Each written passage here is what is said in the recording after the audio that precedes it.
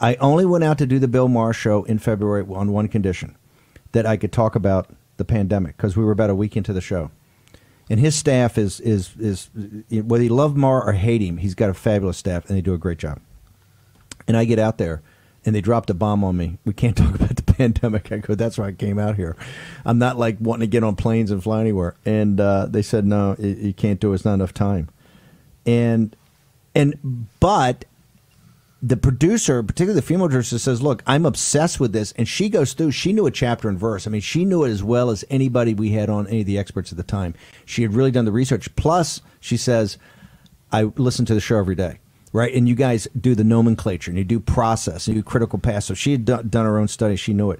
But we couldn't get it on. I couldn't even slip it. I think the compromise says, we'll introduce you as the host of War Room Pandemic. But that's even how smart people get these things wrong. It's signal, not the noise. We've been on this, how they're going to steal this election, or as Ernie says, try to steal the election, because they're not going to win, for a long time now. And then National Pulse is out in the forefront of this. But here's the thing. It's not conspiracy theory. They're out front in this thing, right? Now, they don't push forward like all the connected dots, which is why I love National Pulse and the National Pulse TV show, kind of what I call the extended hour version of War Room Pandemic.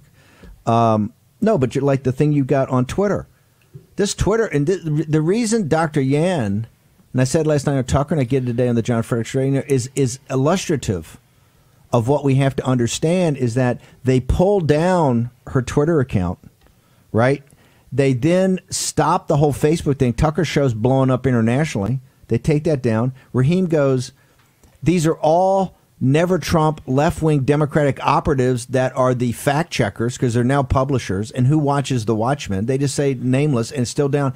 But they allow the full beatdown of Dr. Yan by all the Wu Mao 50 Cent Army and the Global Times and the entire official apparatus of the Chinese Communist Party. They just leave her exposed out there so she can get completely beat down.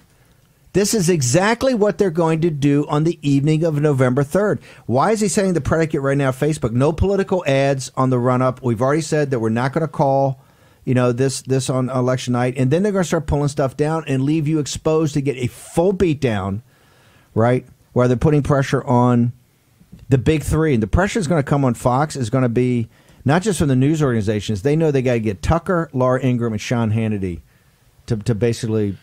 Shut up. That's what they got to do. This is all coming, folks. This is all coming.